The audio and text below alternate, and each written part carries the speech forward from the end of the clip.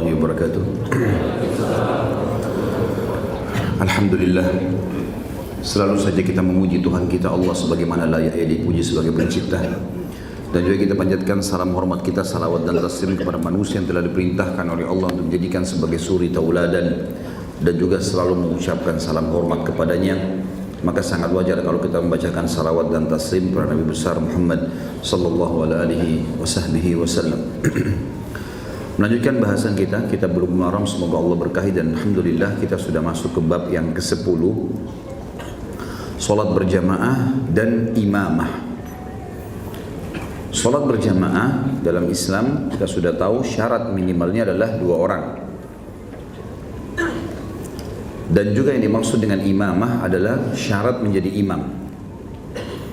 Hadis pertama dalam bab kita nomor 314 dari Abdullah bin Umar radhiyallahu anhu bahwasanya Rasulullah sallallahu alaihi wasallam bersabda, "Salatul jama'ati afdal min salatil fadhi bi 27 darajah." Hadis Bukhari Muslim. Imam Bukhari meriwayatkannya di nomor 166, Imam Muslim nomor 450. Yang terjemahannya adalah solat berjamaah itu lebih utama daripada solat sendiri dengan 27 derajat. Di dalam riwayat lain atau riwayat yang diriwayatkan juga oleh Bukhari Muslim dari Abu Hurairah radhiyallahu anhu, tambahan riwayatnya atau beda lafadznya.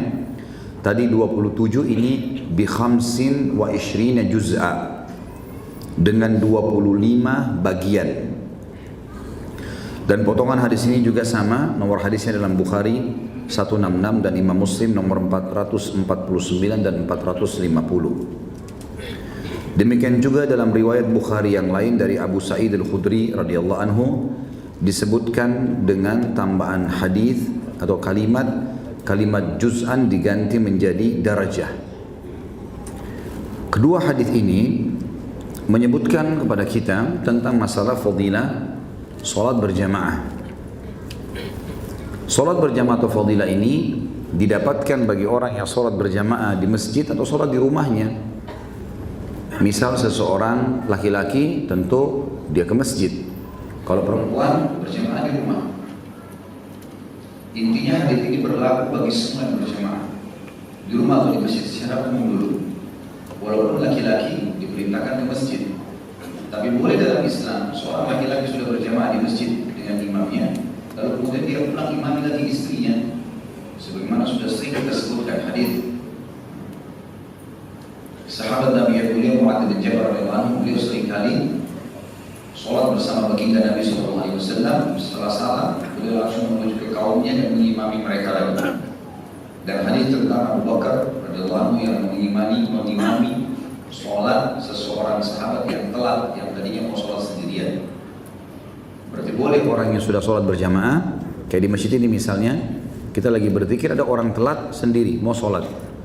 Lalu seseorang di antara kita bersedekah buat temannya, dia berdiri mengatakan, "Saya temani anda untuk sholat." Dan itu yang dikatakan Nabi SAW kepada para sahabat. Siapa yang mau bersedekah buat saudaranya ini, bagi sahabat yang telat tadi? Maka Abu Bakar berdiri mengatakan, "Saya Rasulullah." Jadi sholat berjamaah hadis ini tentang fadilah 27 derajat, atau riwayat lain 25 bagian atau 25 derajat, ya. Berlaku bagi orang berjamaah di masjid atau di rumah.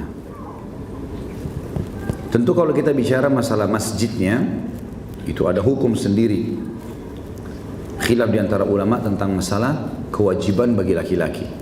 Jumhur ulama, Imam Malik, Imam Ahmad dan Imam Abu Hanifah mengatakan wajibnya laki-laki sholat di masjid. Dan akan kita sebutkan dalilnya nanti. Dalil mereka adalah nomor hadis 315. Imam Syafi'i rahimahullah mengatakan sunnah muakkadah. Sunnah muakkadah artinya sangat ditekankan. Tapi dalam mazhab Syafi'iyah tidak berdosa kalau laki-laki tidak ke masjid berjamaah, tapi dia kehilangan fadilah. Kalau jumhur nggak boleh. Kalau ada udzur syar'i, sakit, maaf, kebelet buang air besar, buang air kecil, ya, tertidur, lupa, maka itu ada udzur syar'i baru di rumah. Kalau enggak berdosa, nggak boleh. Ini khilaf di antara ulama tentang masalah itu. Hadis ini tidak didapatkan bagi orang yang ke masjid tapi tidak berjamaah. Karena ini khusus untuk orang berjamaah. Jadi kita harus pisahkan mana hadis yang berbicara masalah perintah laki-laki ke masjid dengan hadis yang sedang kita bahas tentang fadilah salat berjamaah. Ada hadis yang lain riwayat Imam Ahmad berbunyi, salat seseorang di antara kalian di rumahnya, di pasarnya, dibandingkan dengan di masjidnya. Nah ini penentuan tempat kan. Perbandingannya adalah 25 kali lipat. Jadi perhatikan penjelasannya berbeda. Kalau ini tadi dua buah hadis menjelaskan tentang sendiri atau berjamaah. Kalau tadi hadis tentang masjid, perbandingan antara tempat kita sholat. Sholat seseorang di pasarnya, di rumahnya, dibandingkan masjidnya 25 kali lipat. Sebagian ulama mengatakan, kalaupun ada orang sholat di masjid, dan dia tidak sholat di rumahnya, walaupun dia sendirian dapat 25 kali lipat. Karena hadis yang kedua tadi bukan menjelaskan secara berjamaah, tapi menjelaskan tentang masalah keutamaan tempatnya. Hadis ini juga menjelaskan kepada kita tentang adanya perbandingan sholat sendiri dan sholat berjamaah 27 kali lipat. Jadi kalau kita lebih dalam lagi masuk kepada penjelasan, berarti kalau ada orang sholat ke masjid walaupun dia sendirian, dia dapat 25 kali lipat dibandingkan tempat lain. Kalau dia berjamaah, dia akan dapat dua fadilah. Sholat 25 kali lipat dari sholat, plus lagi 27 derajat. Sholat di rumah, kalau berjamaah dapat 27 derajat, tapi tidak akan pernah mendapatkan 25 kali lipat ini. Karena 25 kali lipat menyebutkan tentang masalah tempatnya. Jelas sampai sini? Hah? Tidur atau bangun? Siang-siang belajar fikih harus engah. Baiklah. Ada statement yang disampaikan oleh Abdullah bin Abbas radhiyallahu anhuma. Beliau berkata pada saat menanggapi hadis Bukhari Muslim ini, yang dimaksud dengan 27 derajat adalah 1 derajat ini di surga nantinya. Fadilahnya di surga. 1 derajat nanti dari sholat berjamaah ini, yang 27 derajat itu tingkatannya ke derajat yang di atasnya itu 500 tahun jaraknya. Artinya sholat sendiri sama berjamaah bedanya 12.500 tahun. Itu berlaku di rumah atau di masjid. Yang penting berjamaah. Berjamaah dapat 27 derajat. Kalau masjid dapat 25 kali lipat. Gitu. Tentu nanti ada juga beberapa riwayat, nanti kita akan lihat riwayat-riwayat yang mungkin perbedaannya cuma lafaz-lafaz dalam hadis ini, atau mungkin ada juga tanggapan ulama, insya Allah yang akan kita sampaikan. Selanjutnya hadis 315 dari Abu Hurairah radhiyallahu anhu, bahwasanya Rasulullah SAW bersabda, "Walladzi nafsi biyadihi, laqad hamamtu an amura bihatabin fayuhtatab, thumma amura bis salati fayu'adzina laha, thumma amura rajulan faya'umman nas, thumma ukhalifa ila rijalin la yashhaduna as-salata fa uharrika alaihim buyutahum.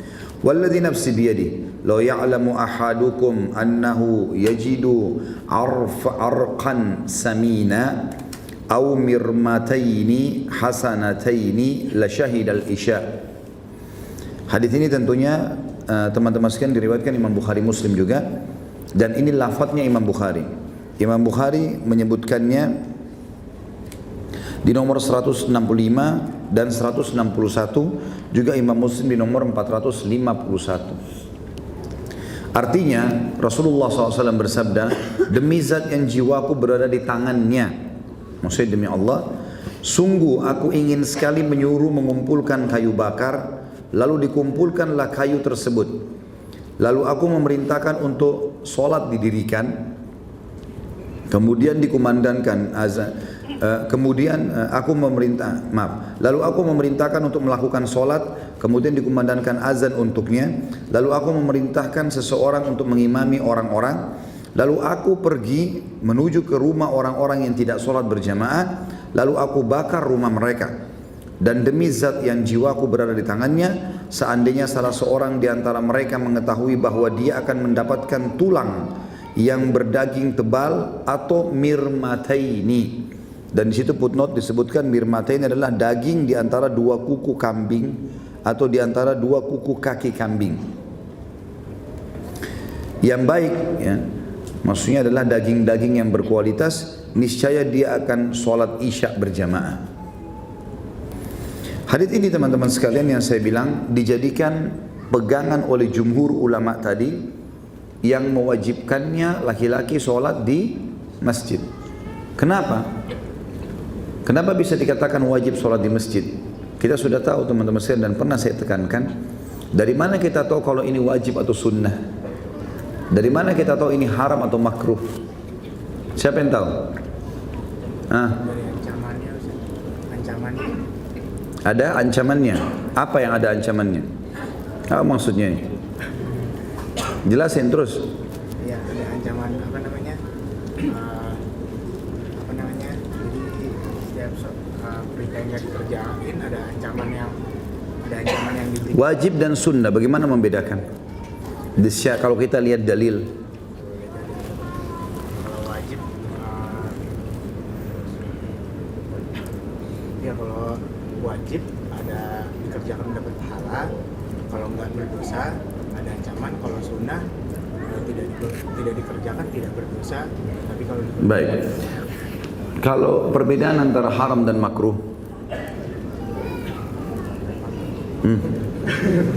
dari mana antum tahu ini dalilnya? Oh ini haram, oh ini cuma makruh. Hah? Jangan gugup. Saya mau kasih Quran nih. Lihat dulu Qurannya jadi biar semangat.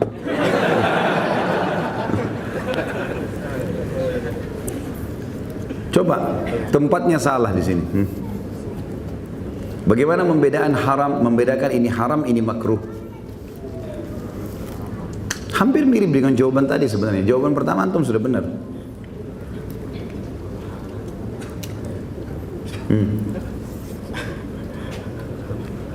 Hampir mirip dengan jawaban tadi sebenarnya. Iya. Jadi cara sudah benar. Jangan ragu. Jadi kalau membedakan mana wajib mana sunnah, kita tahunya dari mana? Kalau yang wajib itu diperintahkan wajib, itu seringkali diikuti ancaman bagi yang meninggalkannya. Sholat wajib bisa diancam, masuk neraka, kufur, murkanya Allah, laknat. Berarti perbuatan yang sedang disolat itu wajib. Kalau sunnah nggak ada ancamannya. Seperti pilihan dapat fadilah. Kata Nabi SAW, misalnya sholat 5 waktu, perbedaan dasar antara kami dengan orang-orang kafir adalah meninggalkan sholat 5 waktu. Yang meninggalkannya dia telah kafir. Ada ancaman kan? Berarti wajib sholat 5 waktu itu. Baik, apa bedanya dengan sholat duha? Karena sholat duha cuma berkata, Nabi SAW bersabda, dalam tubuh manusia ada 360 sendi. Setiap hari dia harus bersolat dan 2 rakaat sholat duha menutupi sedekah itu. Tidak ada ancaman, tapi ada fadilah saja. Maka di sini kita bedain mana wajib mana sunnah. Begitu juga kita bedain antara haram dengan makruh. Haram itu pasti diikuti dengan ancaman. Kalau makruh nggak ada ancamannya. Pasti diikuti dengan ancaman. Misal zina, misal riba, ancamannya masuk neraka, ancamannya laknat. Kalau makruh dilarang tapi tidak ada ancaman. Seperti misalnya janganlah seseorang dan kalian makan dan minum sambil berdiri. Begitu saja. Larangan, tidak ada ancaman, nggak ada laknat, nggak ada murka. Berarti sebenarnya jawabannya hampir sama tadi. Masalah kasus ancaman. Sudah ngerti? Fadlan. Kalau begini engah semua buka mata. Sekarang pertanyaan saya nggak mau taruh di terakhir, di tengah-tengah. Jadi langsung saya tanya. Tapi kalau saya tidak tanya jangan kecewa ya. Baiklah. Jadi seperti itulah kita mengetahuinya. Nah, para ulama, jumhur ulama, Imam Malik, Imam Ahmad, Imam Abu Hanifah mengambil hadis ini sebagai hukum wajibnya laki-laki ke masjid. Kenapa? Karena ada ancaman Nabi akan bakar rumahnya. Kan gitu. Karena Rasulullah SAW mengatakan tadi, Saya berharap mengumpulkan kayu-kayu bakar, begitulah maknanya ya. Kemudian saya suruh sholat diazankan, saya suruh imami. Nabi sendiri tidak ikut sholat pada saat itu, artinya Nabi ingin menjelaskan sholat biar dikumandangkan, jadi saya tahu siapa yang tidak ikut sholat. Lalu saya keliling datangin rumah laki-laki yang tidak sholat, lalu saya bakar rumah mereka. Berarti kan ada ancaman ya. Maka dari sini jumhur ulama mengambil kalau hadis ini menjelaskan wajibnya laki-laki ke masjid kecuali orang yang punya udzur syar'i. Sakit, lupa, tertidur, tadi kebelet buang air besar, buang air kecil, ada larangan, tidak boleh kita sholat gitu kan. Imam Syafi'i rahimahullah berpegang pada hadis yang riwayat Imam Ahmad tadi. Sholat seseorang di antara kalian di rumahnya, di pasarnya, di masjid dibandingkan masjidnya, perbandingannya 25 kali lipat. Maka Imam Syafi'i di sini mengatakan rahimahullah dari hadis ini berarti ada opsi, ada pilihan. Tetap lebih afdal ke masjid, tetapi boleh orang tidak sholat di masjid. Seperti itulah. Ini ijtihad, upaya. Hadis ini memberikan pelajaran kepada kita tentang pentingnya seseorang menjaga sholat di masjid. Dan tidak bolehnya seseorang melalaikan masalah ini. Serta juga ada ancaman dalam Al-Quran, orang-orang yang sengaja menunda-nunda sholat sehingga tiba di akhir waktu atau keluar dari waktunya. Seperti Allah sebutkan dalam Al-Quran, A'udzubillahi minasyaitonir rajim, fawailun lil musallin alladzina hum an salatihim sahun. Ya. Kecelakaan bagi orang yang sholat, yaitu orang-orang yang lalai dari sholatnya. Kata Ibnu Abbas radhiyallahu anhu, yang dimaksud dengan sahun adalah orang yang sengaja menunda-nunda sholat sampai akhir waktu baru dia sholat. Berarti tetap sholat, tapi sengaja menunda dari awal waktu. Dan para ulama juga memberikan gambaran tentang perbedaan orang yang datang, tanda kutip di sini ya, mengabsen pertama sama Allah dengan orang yang datang setelahnya. Azan dikumandangkan panggilan dari Allah, hayya 'alas shalah, hayya 'alal falah. Yang datang awal waktu ngabsen itu punya nilai plus dibandingkan orang yang datang kedua dan seterusnya. Dari sini juga saya ingin jelaskan sebuah hukum teman-teman sekalian. Kalau seandainya antum masuk ke masjid kemudian menemukan imam di tahiyat terakhir, sudah tahiyat terakhir, mana lebih afdal? Kita ikut di situ atau kita buat jemaah baru? Ikut di situ. Tidak ada hadiah loh ini. Karena sudah sering saya bilangin. Ada orang banyak di Indonesia, pernah lihat nggak? Orang lagi tahiyat, dia berdiri di belakang. Kadang-kadang imamnya masih sujud, dia nggak ikut sujud, dia tunggu. Kalau ternyata tahiyat ditunggu sama dia, salam ya salam, dia sendiri ya dia sendiri. Ini keliru nih, pemahamannya harus diluruskan. Karena orang yang ikut di awal sama dengan orang yang absen pertama, tetap lebih afdal daripada jemaah yang kedua.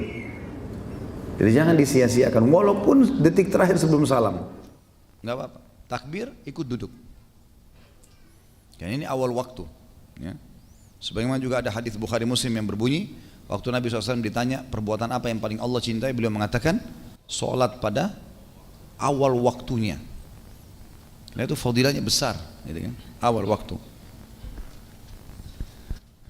Kemudian juga di sini kita ambil pelajaran dari sabda Nabi SAW. Mungkin ada orang yang bingung apa yang dimaksud. Kenapa Nabi SAW mengatakan kalau seandainya ada seseorang yang di antara mereka mengetahui bahwa dia akan mendapatkan tulang yang berdaging tebal dan mirmataini atau daging yang berada di antara dua kukunya kambing, di situ ada daging biasanya dipakai masak dan itu dagingnya tebal berisi. Niscaya dia akan sholat isya berjamaah. Apa yang dimaksud di sini? Sebagian ulama hadis mengatakan yang dimaksud adalah dia akan mendapatkan makanan yang diberikan di surga dari daging ini. Dan bukan di dunia maksudnya. Bukan di dunia. Ini pendapat Allahu a'lam yang paling kuat berhubungan dengan sabda Nabi SAW ini. Juga disebutkan dalam hadis ini sholat isya. Dan sholat isya adalah sholat yang memiliki kedudukan dari 5 waktu sholat. Yang paling afdal, yang paling besar pahalanya sholat apa? Asar. Ya, asar yang sebentar lagi kita kerjakan. Datang setelahnya isya dan subuh. Baru datang setelahnya duhur dan maghrib. Jadi asar yang paling tinggi, gitu ya.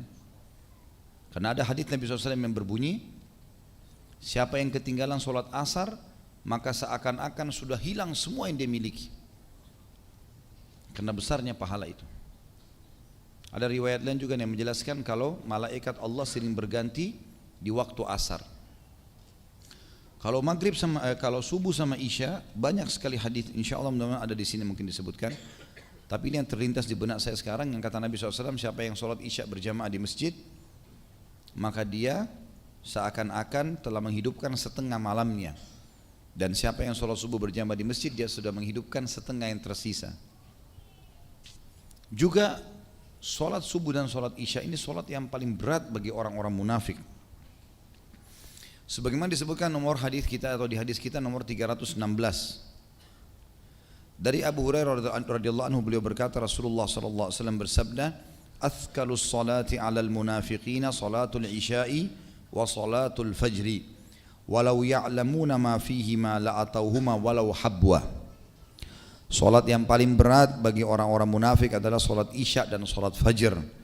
Sekiranya mereka mengetahui apa yang ada di antara keduanya, niscaya mereka akan mendatanginya walaupun dalam merangkak atau dengan merangkak.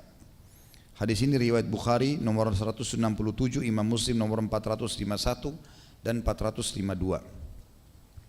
Hadis ini memberikan gambaran kepada kita orang-orang munafik paling suka atau paling berat untuk mengerjakan, paling tidak suka untuk mengerjakan dua solat ini. Apa sebabnya? Ada yang tahu? Waktu tidur, iya. Karena waktu tidur, mereka tidur di waktu ini. Habis isya, kalau zaman Nabi SAW, mereka sudah langsung tidur, nggak beraktivitas lagi. Bahkan ada hadis Nabi SAW memang yang melarang kita begadang tanpa udzur.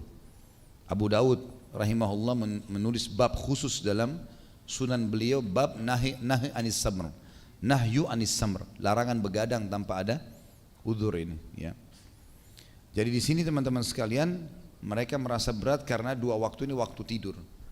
Isya mereka tidur, subuh juga harus bangun lagi enak-enaknya tidur. Makanya Nabi SAW juga mengatakan tentang masalah sholat subuh, siapa yang sholat subuh berjamaah di masjid, dia berada di bawah naungan Allah sampai subuh yang akan datang, sampai subuh besok maksudnya. Jadi subuh ini jangan kehilangan, terutama teman-teman laki-laki harus on time ke masjid pas azan, kejar sunnatul fajrnya. Yang kata Nabi SAW lebih baik daripada dunia dan seluruh isinya. Harus sholat di awal waktu. Ini insya Allah akan dapat jaminan selamat dari segala macam hal, fitnah, cobaan sampai besok pagi. Selanjutnya 317 dari Abu Hurairah radhiyallahu anhu beliau berkata, "Atan Nabiyya sallallahu alaihi wasallam rajulun a'ma faqala ya Rasulullah, innahu laysa li qa'idun yaquduni ila al-masjid." Farakhasa lahu. Falamma walla da'ahu faqala hal tasma'un nida'a lis-shalah atau hal tasma'un nida'a bis-shalah? Qala na'am. Qala fa'ajib.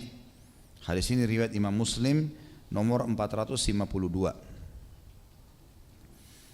Terjemahannya seorang laki-laki buta, dan tepatnya laki-laki buta ini adalah muadzin Nabi SAW, namanya Ibnu Ummul Maktum, ya. Orang ini buta matanya dan rupanya dia tinggal sendiri, ya. Gak ada yang memandu dia ke masjid. Dia mengatakan, dikatakan seorang laki-laki buta datang pada Nabi SAW seraya berkata, "Wahai Rasulullah, aku tidak punya seseorang yang menuntunku ke masjid, pergi ke masjid." Lalu beliau memberi keringanan kepadanya. Dalam riwayat yang dikatakan, "Boleh enggak saya sholat di rumah?" Kata Nabi SAW, "Boleh." Lalu ketika dia berbalik mau pulang, beliau memanggilnya seraya berkata, "Apakah kamu mendengarkan panggilan sholat?" Dia menjawab, "Iya." Lalu beliau bersabda, "Maka penuhilah panggilan sholat itu." Ada riwayat lain teman-teman lebih panjang dari ini dan lebih lengkap yang berbunyi, telah datang kepada Nabi SAW seseorang yang buta matanya dan berkata, "Ya Rasulullah," lihat udurnya ya, "rumahku jauh dari masjid." Udur pertama. Udur kedua, mataku buta. Udur ketiga, tidak ada yang memanduku ke masjid. Udur keempat, antara rumahku dengan masjid banyak binatang buas. Bayangkan banyak sekali udurnya. "Boleh enggak aku sholat di rumah?" Kata Nabi SAW, "Boleh." Rumahnya jauh, enggak ada yang pandu, matanya buta, banyak binatang buas yang bisa serang dia tiba-tiba, gitu kan? Karena padang pasir. Waktu itu kota Madinah masih lowong sekali, gitu kan? Maka pada saat dia mau keluar, Nabi SAW memanggilnya lalu berkata, "Apakah kau mendengarkan azan dari rumahmu?" Dia bilang, "Iya ya Rasulullah." Kata Nabi SAW, "Kalau begitu jawablah." Jadi kalau kita lihat orang ini jauh dari rumahnya dari masjid, berarti udzur semua orang yang bilang, Ustadz masjid saya jauh. Sudah terjawab dari sini. Mengerti yang malas-malas nih? Apalagi sekarang Masya Allah ada motor, gampang. Ada mobil. Di Saudi udah biasa masjid itu, sholat biasa, duhur, asar, sholat rutin, itu parkir mobil penuh. Udah biasa, mereka naik mobil. Jadi nggak ada udzur. Nah, jelas ini? Udzur yang kedua, matanya buta. Ada yang buta di sini? Alhamdulillah, terang semua ya. Masya Allah. Berarti udzur antum sudah tertutup lagi. Bayangkan zaman dulu buta dan gelap, kita sekarang matanya terang dan juga jalanan terang. Hah? Berarti tinggal butuh cambuk ini. Yang ketiga udzurnya tidak ada yang pandu ke masjid. Bisa maksudnya tidak ada yang pandu, mungkin dia tidak tahu jalan, mungkin juga dia ya, tidak ada yang pegang tangannya karena buta. Tapi kita alhamdulillah, masjid kita terdengar suaranya, azannya, hampir setiap gang ada masjid, banyak kan?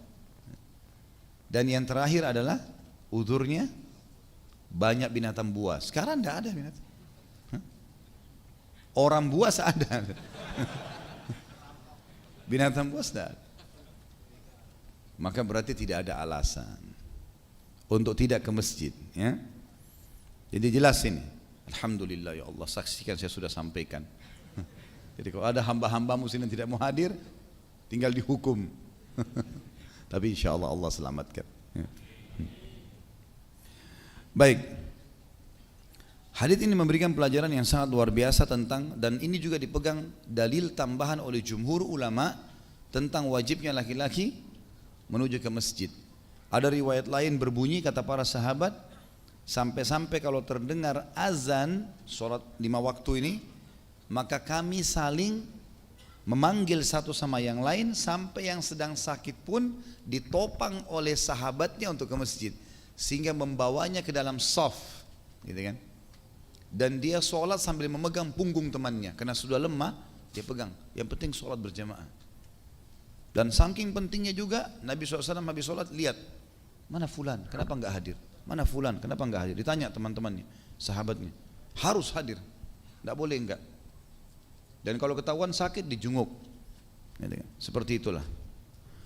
Riwayat hadis 318 juga sama menguatkan sebenarnya, dan ini juga masih dipegangi oleh jumhur ulama, menguatkan pendapat mereka masalah wajibnya sholat berjamaah di masjid, khusus laki-laki di sini. Dari Ibnu Abbas radhiyallahu anhuma, dari Nabi SAW beliau bersabda, man sami'an nida'a falam ya'ti fala salata lahu illa min udhrin. Diriwayatkan Ibnu Majah, Darul Qutni, Ibnu Hibban dan Hakim, dan isnadnya sesuai dengan syarat Imam Muslim. Namun sebagian ulama lebih cenderung menyatakannya mauquf. Tetapi hadis ini sahih ya. Artinya Nabi SAW mengatakan, barang siapa yang mendengar azan dan tidak datang ke masjid, maka tidak ada solat baginya, kecuali bagi orang yang memiliki uzur. Jadi kalau antum dengar azan, ambil sajadah, solat di rumah. Bagi laki-laki, hadis ini menjelaskan tidak diterima. Jadi jumhur ulama mengatakan, lihat bagaimana tegasnya, laki-laki harus ke masjid. Tentu kalau perempuan tidak. Karena Nabi SAW sudah menyebutkan dalam sebuah hadis yang dihasankan oleh para ulama hadis, solat perempuan di ruang tamu rumahnya lebih afdal daripada di dalam rumahnya, lebih afdal daripada di luar rumahnya, maksudnya masjid juga. Dan solat seseorang wanita di dalam kamar tidurnya lebih afdal daripada ruang tamunya.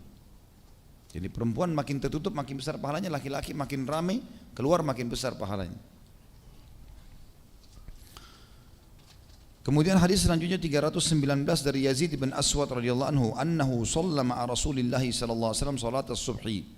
Falamma shalla Rasulullah sallallahu alaihi wasallam idza huwa birajulaini lam yusalliya fada'a bihima faji'a bihima tar'adu faraisuhuma faqala lahumā mā mana'akuma an tusalliya ma'ana qala qad sallayna fi rihalina qala fala taf'ala idza sallaytuma fi rihalikuma thumma adraktuma al-imama wa lam yusalli fasalliya ma'ahu fa innahu lakuma nafilah. Hadis ini riwayat Imam Ahmad dan ini lafadznya Imam Ahmad dan imam yang tiga juga meriwayatkannya. Ya, di sini imam yang tiga disahihkan oleh Tirmidzi dan Ibnu Hibban. Nah, di sini disebutkan di footnote-nya nomor 696. Imam Ahmad meriwayatkannya 160, nomor 160, 161. Abu Daud nomor 157 dan Abu Daud salah satu dari imam yang dimaksudkan. An-Nasa'i juga meriwayatkan nomor 112 dan ini salah satu imam juga yang dimaksudkan. Dan juga Tirmidzi meriwayatkannya nomor 426. Dan yang dimaksud dengan tiga imam adalah ketiga orang yang saya sebutkan namanya tadi. Ibnu Hibban juga menyebutkan nomor 156. Hadis ini teman-teman sekalian memberikan gambaran kepada kita, terjemahnya saya baca dulu, bahwasanya tadi sahabat Nabi yang mulia Yazid bin Aswad berkata bahwasanya dia pernah melaksanakan sholat subuh bersama Rasulullah SAW. Lalu ketika Rasulullah SAW telah selesai sholat, ternyata ada dua orang laki-laki yang tidak ikut sholat berjamaah. Maka beliau pun memanggil mereka berdua lalu bertanya kepada mereka berdua pada saat di hadapan Rasulullah SAW. Dan mereka dalam keadaan gemetar ketakutan. Maka beliau bertanya kepada keduanya, apa yang menghalangi kalian berdua untuk ikut sholat berjamaah bersama kami? Mereka menjawab, sesungguhnya kami telah sholat di rumah kami. Beliau pun bersabda, jangan kalian lakukan hal itu. Apabila kalian telah sholat di rumah kalian, kemudian kalian mendapatkan imam belum sholat di masjid maksudnya, maka ikutlah sholat bersamanya, karena itu menjadi sholat sunnah bagi kalian. Hadis ini teman-teman sekalian memberikan gambaran kepada kita banyak ilmu, tentunya pelajaran dan hikmah yang sangat luas. Yang pertama, tentang tidak bolehnya seseorang masuk ke masjid dan sedang terjadi sholat berjamaah lalu dia tidak sholat. Dia harusnya sholat. Kecuali punya udzur syar'i, wanita haid, nifas, itu lain. Tapi kalau laki-laki, walaupun sudah sholat, dia harus ikut tetap sholat. Masuk dalam udzur tentu musafir ya. Kalau musafir juga nggak ada masalah.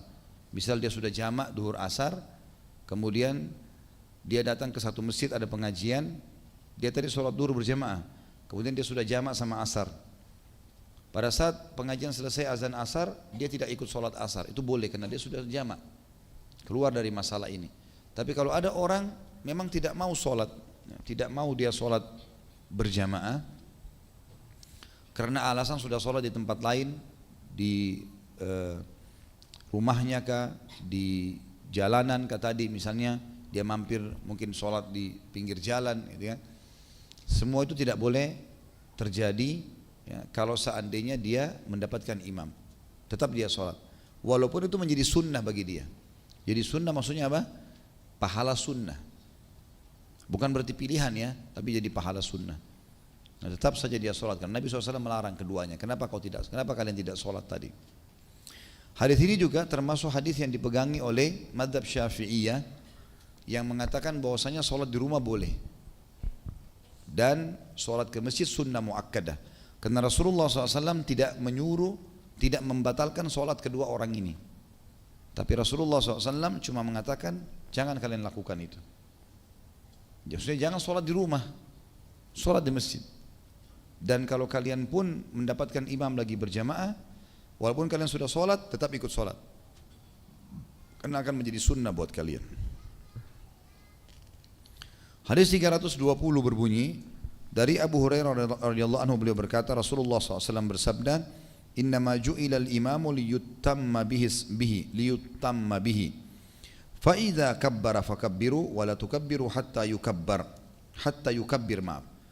ولا تكبروا حتى يكبر وإذا ركع فاركعوا ولا تركعوا حتى يركع وإذا قال سمع الله لمن حمده فقولوا اللهم ربنا لك الحمد وإذا سجد فاسجدوا ولا تسجدوا حتى يسجد وإذا صلى قائما فصلوا قائما وإذا صلى قائدا فصلوا قعودا أجمعين.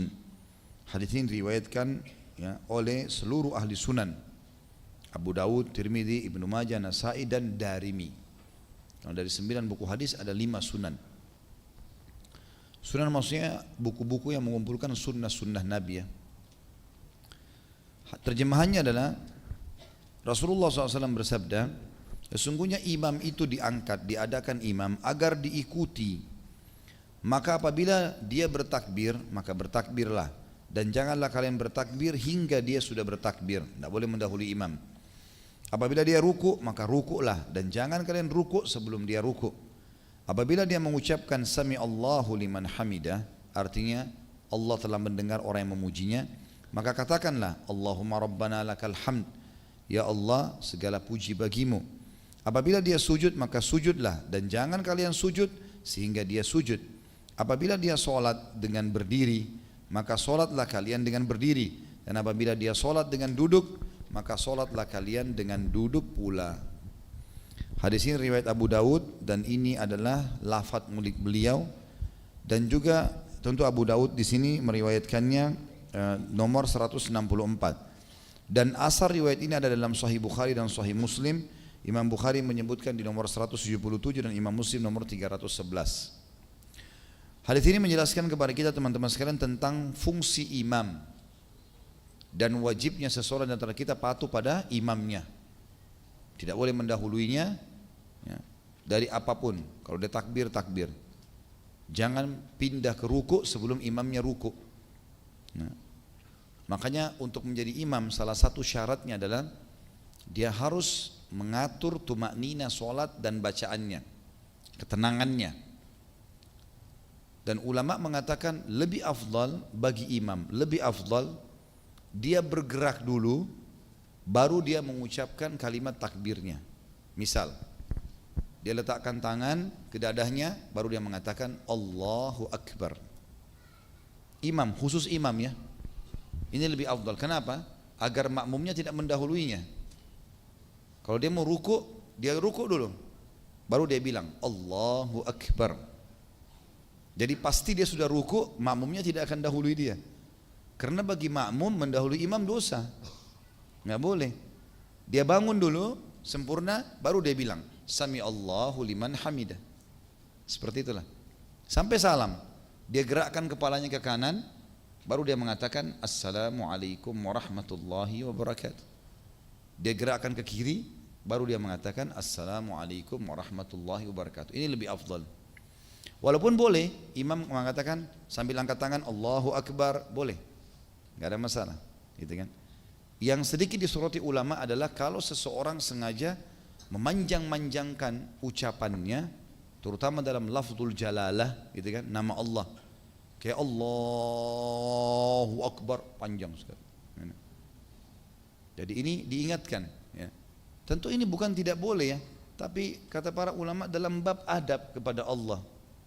Namanya Allah Azza wa Jal, namanya Allah itu tidak ada panjangnya kecuali ada tambahan di situ tasydid yang menandakan ada tambah 2 harakah.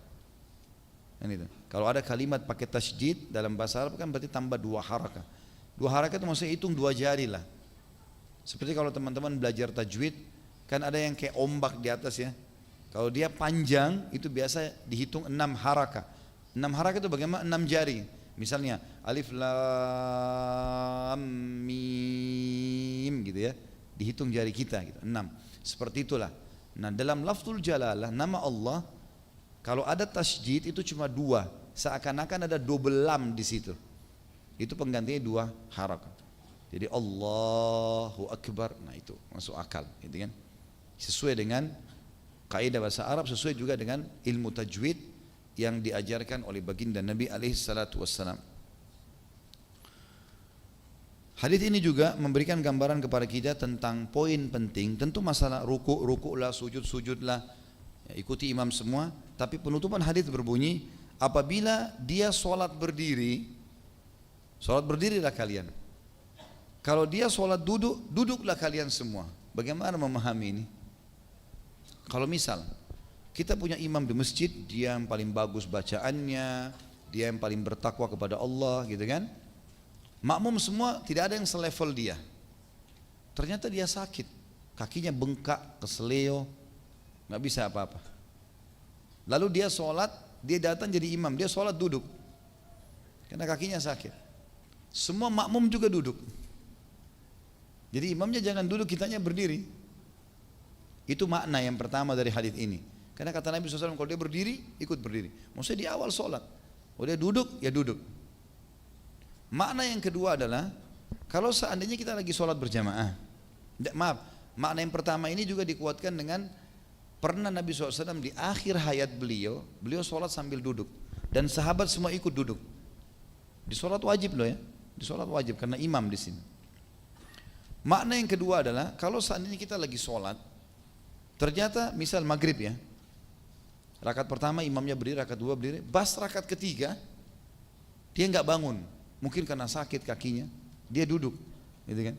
Imamnya duduk, maka makmumnya semua ikut duduk, walaupun dia lagi mengerjakan rakaat yang ketiga. Itu makna daripada hadis. Tentu teman-teman sekalian, orang yang masih belum mengetahui masalah ini pasti menganggap asing, gitu. Tapi ilmu menghilangkan keraguan kita. Karena hadis ini sudah selalu, setiap kita sebutkan hadis, sengaja saya sebutkan riwayat Bukhari nomor sekian, silakan dipastikan. Memang lafaz hadisnya begitu. Dan kita harus fahami poin ini ya. Dan kita harus mendalami ilmu agama kita ini tuntas, jangan sampai salah. Ya, ya. Seperti kasus juga ada hadis yang menjelaskan, Umar bin Khattab pernah masuk ke pintu masjid, Rasulullah SAW lagi ruku. Karena beliau ingin mengejar sholat, maka beliau takbir, lalu ruku. Tapi dalam ruku beliau sambil jalan. Aneh kedengarannya, tapi itu terjadi. Ini bukan berarti menggampangkan hukum atau kita harus menjadikannya sebagai bahan permainan, bukan. Tapi kita jelaskan sebagai sebuah hukum. Nah pada saat selesai salam, Umar tanya, ya Rasulullah tadi kejadiannya begini. Maka Nabi SAW tidak membatalkan sholat Umar, tapi Nabi mengatakan jangan kau ulangi hai Umar. Tapi ini ada hadis-hadis yang seperti ini, mirip dengan hadis ini kan.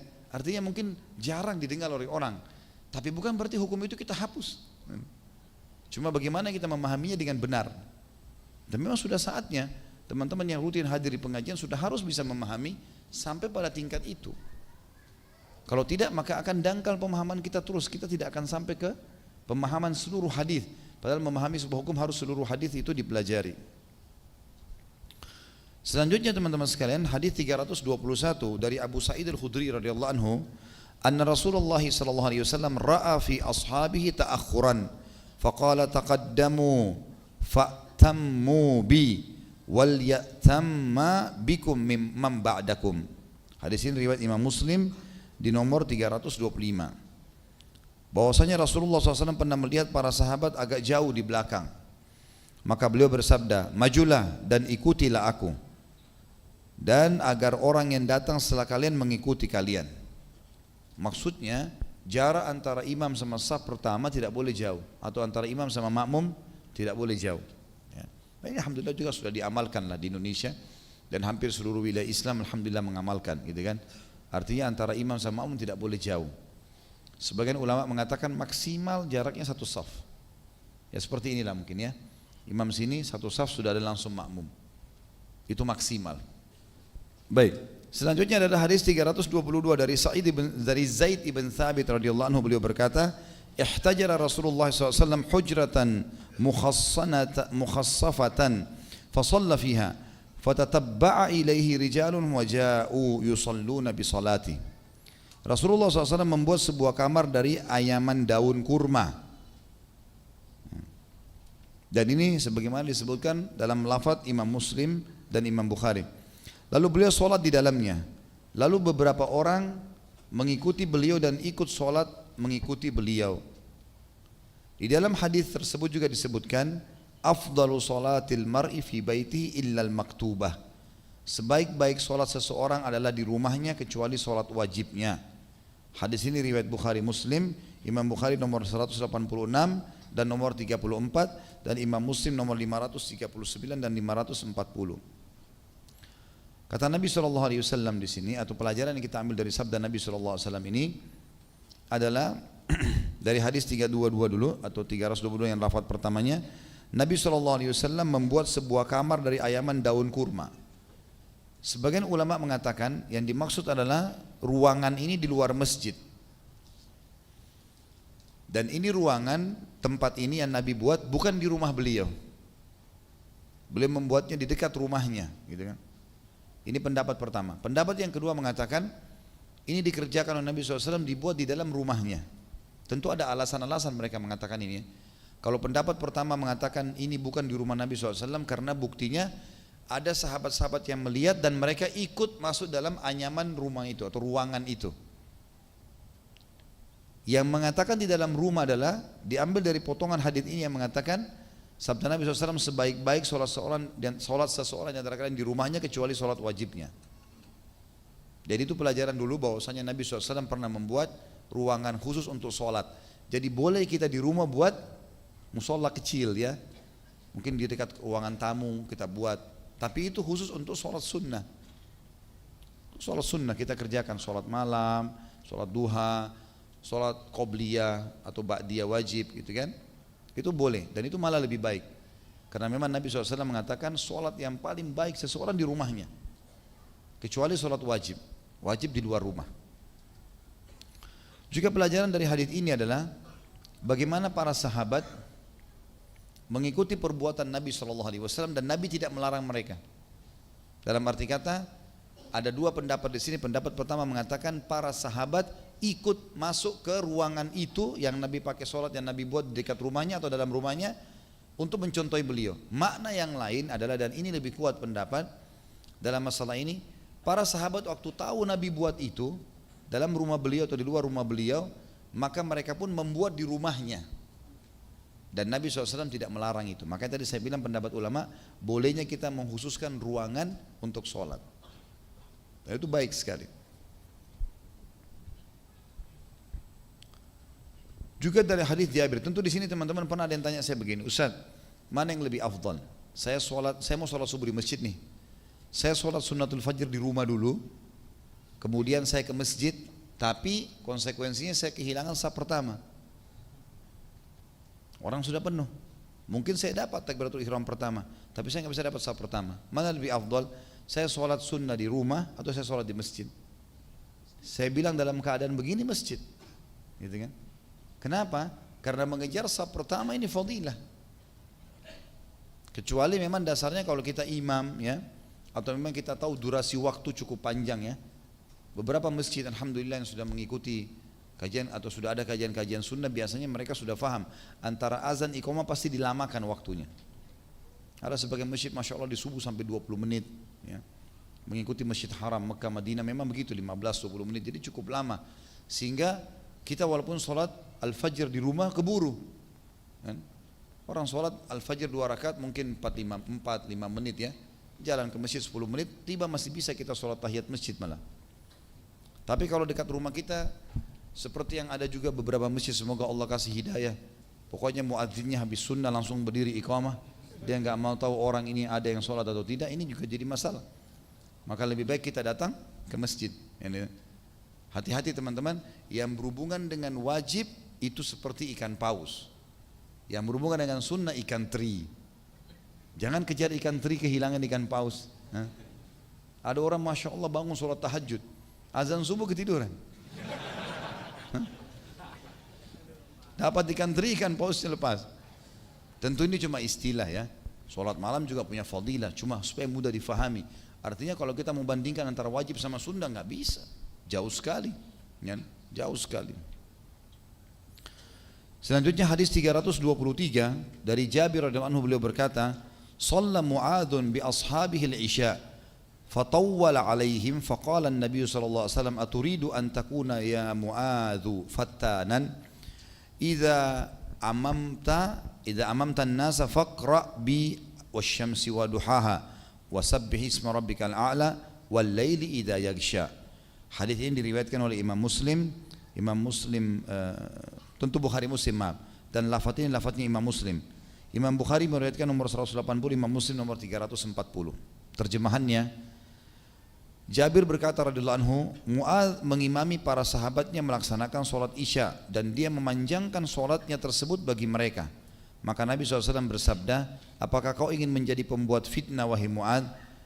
Apabila engkau mengimami orang-orang maka bacalah wasyamsi wa duhaha surah asy-syams dan sabbih isma rabbikal a'la surah al-a'la, atau wal laili idza yaghsha, surah Al-Lail. Ya. Hadis ini teman-teman sekalian memberikan gambaran kepada kita tentang masalah tidak bolehnya imam berlama-lama dalam membaca solat, terutama yang berhubungan memang dengan solat yang tidak bisa lama seperti maghrib. Maghrib waktunya pendek. Kalau imamnya baca ayat panjang ini, kita harus mengejar kabut merah itu, ya. Begitu kabut merah itu sudah masuk maghrib. Azan, sholat sunnah, iqamah, sholat maghrib. Diusahakan maghrib itu selesai sebelum malah hilangnya awan merah, karena itu awal waktunya. Sampai ulama fikih mengatakan kalau awan merah sudah hilang dan sudah gelap, sudah masuk waktu isya. Makanya maghrib isya itu pendek sekali kan. Salah satu hikmah adalah imam nggak boleh lama-lama di situ. Waktu isya juga termasuk dimakruhkan imam membaca panjang sebagaimana hadis ini, karena isya biasanya orang sudah banyak yang mengantuk, capek, letih. Beda dengan lafaz hadis yang lain berbunyi kalau Rasulullah SAW itu membaca panjang di subuh dan duhur. Kalau sholat asar sedang, tapi kalau sholat subuh sama duhur ini panjang sekali Nabi SAW baca. Sampai beberapa sahabat mengatakan, saya memiliki rumah yang cukup jauh dari masjid, ya, dan pada saat saya datang ke masjid Nabi SAW, saya temukan Nabi masih dalam rakaat pertama duhur, padahal rumahnya jauh. Rakaat pertama, jadi cukup panjang Nabi SAW sholat dalam sholat duhurnya. Nah, ini dianjurkan. Sholat subuh juga begitu, dianjurkan untuk membaca panjang sebagaimana Nabi SAW lakukan. Dan tentu dalam hadis ini juga tolok ukur pendeknya surah yang dibaca adalah wasyamsi wa duhaha, bukan wal asri dengan inna ataina. Itu sudah dianggap pendek itu, supaya enggak jadi fitnah. Sabbih isma rabbikal a'la wal laili idza yaghsha, ini semua ayatnya mirip-mirip. Jadi bukan surah, boleh baca surah pendek boleh gitu kan, tapi ini minimalnya. Karena juga ada orang yang datang mau mendengarkan ayat Al-Quran, juga setiap huruf dapat 10 pahala gitu ya. Maka ini seakan-akan kata ulama minimalnya. Ada hadis yang lain lebih lengkap daripada ini, hadis sahih. Disebutkan bahwasanya pada saat Muadz bin Jabal menjadi imam di kaumnya, karena kan dia sering sholat berjamaah sama Nabi SAW, dia pulang ke kaumnya jadi imam. Lalu dia sholat, memanjangkan sholatnya, tapi di dalam hadis itu tidak disebutkan sholat isya atau sholat yang lainnya. Kalau di sini kan disebutkan sholat isyanya. Lalu kemudian ada satu anak muda datang ikut berjamaah, karena panjangnya ayat yang dibaca maka dia berhenti. Dia keluar dari sholat berjamaah lalu dia sholat sendiri. Waktu selesai salam, orang-orang pada datang, hai Muadz, tadi ada ceritanya anak muda di belakang ini, dia datang sholat kemudian dia bubar. Kemungkinan yang menceritakan ini adalah orang yang di sebelahnya. Mungkin di saf belakang, anak muda ini ikut berjamaah, kemudian dia berhenti, lalu dia sholat di dekat situ juga, jadi ketahuan, gitu kan. Maka kata Muadz, munafik tuh, orang lagi sholat berjamaah kok berhenti, gitu kan. Dilaporlah kepada Nabi SAW, ya Rasulullah kejadiannya begini. Maka Nabi ucapkan kalimat ini, hai Muadz, apa kau ingin jadi penyebar fitnah? Mana kau dari wasyamsi wa duhaha, sabbih isma rabbikal a'la wal laili idza yaghsha, seperti itu lafadznya kurang lebih. Atau kama qala Nabi alaihi salatu wassalam. Hadis selanjutnya 324. Ya, sampai 339 ya. Dari Aisyah radhiyallahu anha tentang kisah solatnya Rasulullah SAW yang mengimami orang-orang ketika beliau sakit. Dia berkata, faja'a hatta jalasa an yasari Abi Bakrin, faqala fakana yusalli bin nasi jalisan wa Abu Bakar qa'ima. Yaqtadi Abu Bakrin bi salati Nabi SAW wa yaqtadi nasu bi salati Abi Bakar. Hadis ini muttafaqun alaih. Hadis Bukhari nomor 183 dan Imam Muslim 314. Pada saat Nabi SAW sakit di akhir hidupnya, beliau datang hingga duduk di sebelah kiri Abu Bakar. Lalu beliau mengimami orang-orang sambil duduk. Sedangkan Abu Bakar berdiri, dia mengikuti sholat Nabi SAW dan orang-orang mengikuti sholatnya Abu Bakar. Hadis ini memberikan gambaran kepada kita tentang masalah hampir mirip dengan hadis yang sebelumnya, tetapi ini praktek Nabi SAW. Kalau imam datang dalam kondisi sakit dan sudah tua seperti ini, dan Rasulullah SAW tidak ada yang lebih afdal dari beliau tentunya, maka pernah terjadi beliau mensolati imam, menjadi imam, dan beliau duduk, tapi beliau berdirikan Abu Bakar di sebelahnya pas. Abu Bakar sendiri di sebelah Nabi SAW, supaya orang bisa lihat, karena Nabi SAW lagi duduk. Maka setiap Nabi mengatakan Allahu Akbar, Abu Bakar juga mengatakan Allahu Akbar, semuanya pada ikut. Seperti itulah sampai selesai. Dan hadis ini menyebutkan kepada kita, pendapat sebagian ulama, tidak bentrok dengan hadis yang sebelumnya tentang masalah kalau imam berdiri, berdirilah, kalau imam duduk, duduklah. Karena ini hadis memberikan contoh kepada kita, Nabi SAW tetap duduk sementara sakit, dan para sahabat berdiri karena ada yang memandu sahabat. Tapi kalau dalam kondisi tidak ada seperti Abu Bakar yang bisa berdiri di sebelah Nabi SAW, maka berarti makmumnya semuanya duduk. Sebagaimana sudah kita jelaskan tadi. 325 dari Abu Hurairah radhiyallahu anhu bahwasanya Nabi SAW bersabda, "Idza amma ahadukumun nasa falyukhaffif, fa inna fihimus saghira wal kabira wad dha'ifa wa dzal hajah, wa fa idza shalla wahdahu falyusalli kaifa syaa." Hadis ini riwayat Bukhari Muslim. Bukhari nomor 180, Muslim nomor 341. Apabila salah seorang di antara kalian mengimami orang-orang, maka ringankanlah, karena di antara mereka ada anak-anak kecil, orang tua, orang-orang lemah, dan orang-orang yang mempunyai keperluan. Namun bila ia sholat sendiri, maka sholatlah sesuka hatinya. Jadi kita dianjurkan untuk membaca dengan bacaan yang baik, ya. Kita pilih surah-surah yang baik. Yang jadi masalah ini kalau bertemu antara panjangnya bacaan dengan jeleknya suara. Ada orang begitu, subhanallah, ya. Kami pernah sholat di kampus dulu di Madinah. Ada satu orang setiap iqamah, karena tidak ada imam khusus, dia selalu maju. Panjang sekali dia baca. Di sholat maghrib pun panjang.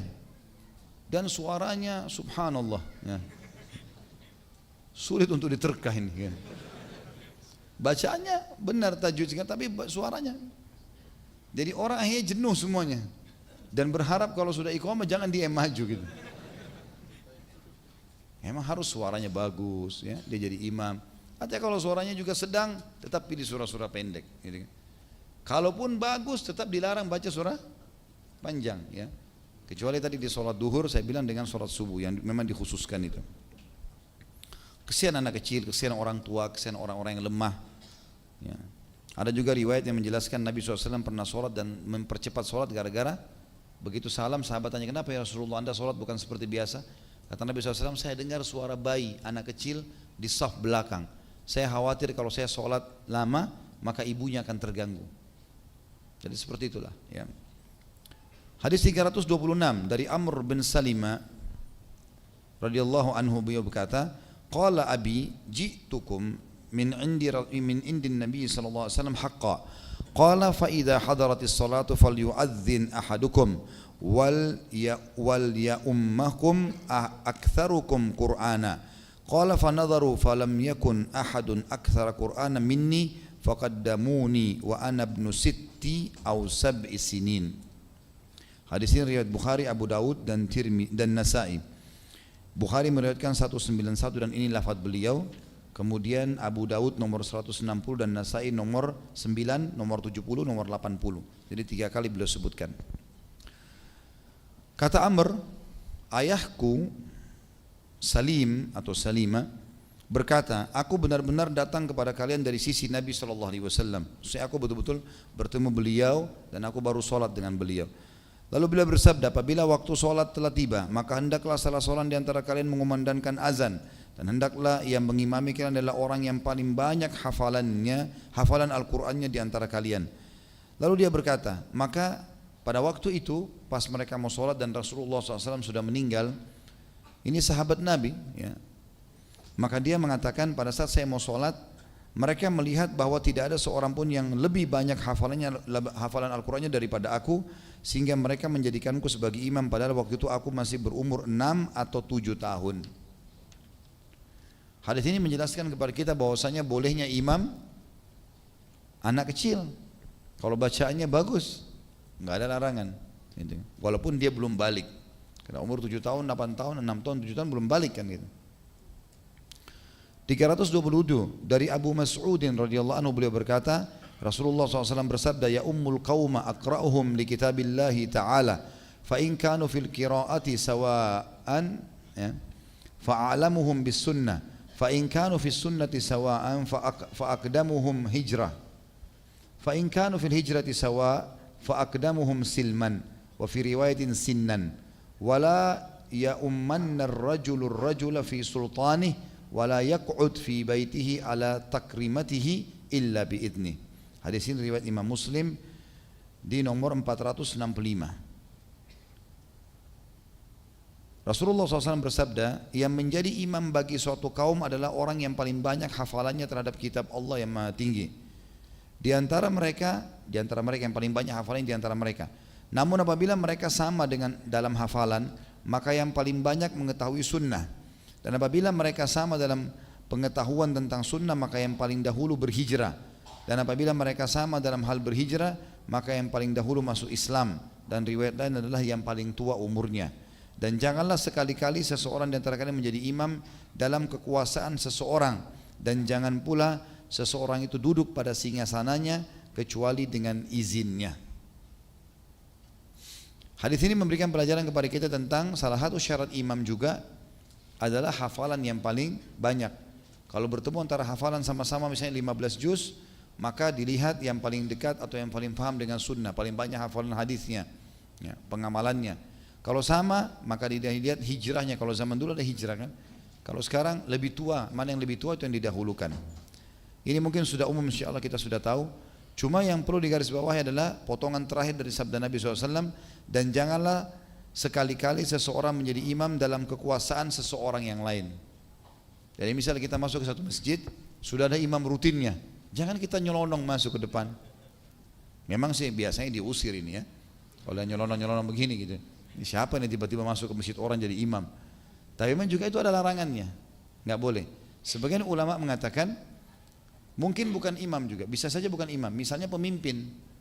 Kekuasaannya dia. Pemimpin ini kan pemimpin negara itu semestinya adabnya adalah dia harus menjadi imam sholat kan gitu. Seperti Rasulullah SAW jadi imam sampai meninggal. Khulafaur Rasyidin menjadi imam sampai meninggal gitu kan. Kalau dia ada, maka tidak boleh kita tiba-tiba jadi imam, kecuali kita dipersilahkan. Silakan, dipersilahkan, oke kita maju. Kalau enggak jangan gitu kan. Juga potongan hadis yang selanjutnya adalah, dan jangan pula seseorang itu duduk pada singgasananya kecuali dengan seizinnya. Sebenarnya terjemahannya begini yang lebih tepat, dan janganlah seseorang duduk di sebuah tempat duduk atau kursi di dalam rumah seseorang kecuali dengan izinnya. Misal kita masuk bertamu ke rumah orang nih, dipersilakan masuk, silakan masuk. Maka adabnya adalah kita tunggu sampai ditunjuk duduk di mana baru kita duduk. Jangan langsung nyelonong duduk di sofanya orang. Karena bisa saja sofa yang itu tempat duduknya yang punya rumah gitu. Itu ada larangan. Mungkin dia biasa memang duduk di situ sambil menjamu tamu gitu kan. Maka adab juga kalau memang dia tidak, silakan duduk, kita tanya, duduk di sebelah mana nih? Itu adabnya. Karena memang kita dilarang seperti ini, menduduki tempat orang yang biasa dia duduki ya. Sebagian ulama mengatakan masuk di dalamnya ini tidak boleh duduki tempat yang orang memang sudah dikenal tempat duduk dia. Seperti misalnya atasan. Ada teman-teman kerjanya membersihin kantor. Pada saat dia bersihkan kantor direkturnya, ada kursi. Lalu dia bilang, ya mumpung belum datang di rootnya, saya duduk aja. Enggak boleh. Jangan coba-coba, enggak perlu. Karena memang itu kursi dia, enggak bisa. Kecuali dengan izinnya. Itu semua sama. Masuk dalam semua jenis tempat duduk, kata ulama, tunggangan, mobil, motor, segala macam. Enggak boleh sembarangan orang dudukin. Adabnya begitu dalam Islam, kecuali yang punya izinkan. Selanjutnya adalah dalam riwayat Ibnu Majah, masih nomor hadis sama ya 327, dari hadis Jabir, wala ta'ummannal mar'atu rajula wala arabiyyun muhajira wala fajirun mu'mina ya.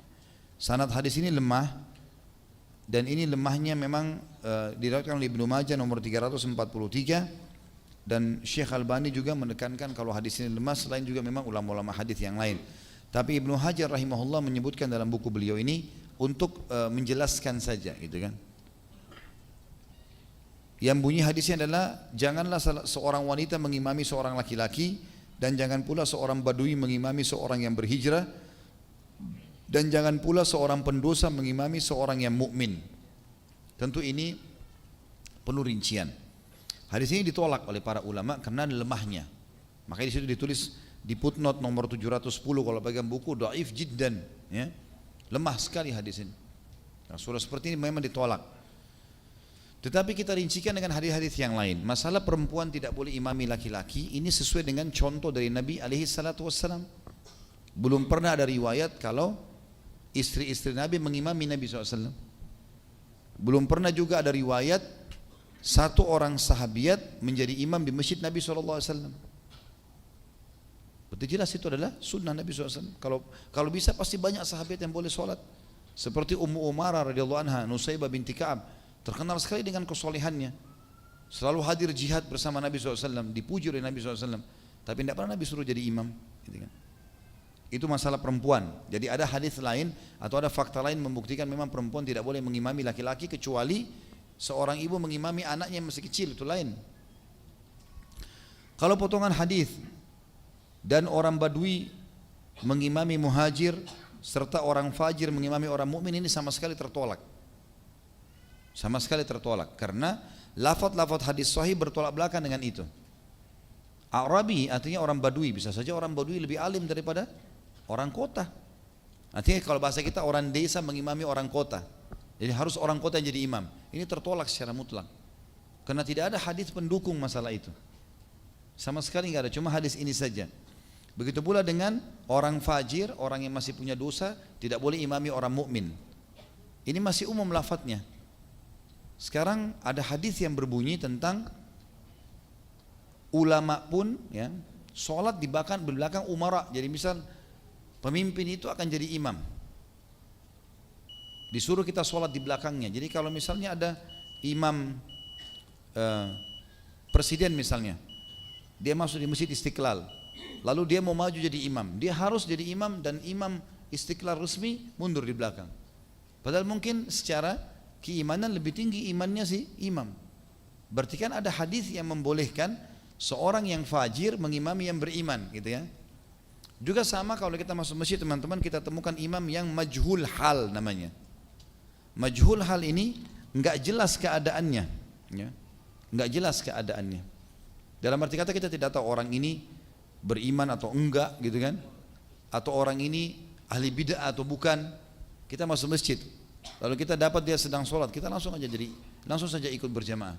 Kecuali kalau dasarnya sebelum kita masuk masjid kita sudah tahu orang ini bermasalah, mungkin penyembah kuburan, mungkin segala macam, jangan kita sholat di belakangnya. Tapi kalau kita tidak tahu maka boleh kita sholat di belakangnya. Allahu a'lam. Mungkin begitu saja. Subhanakallahumma bihamdika asyhadu an la ilaha illa anta astaghfiruka wa atubu ilaik. Wassalamualaikum warahmatullahi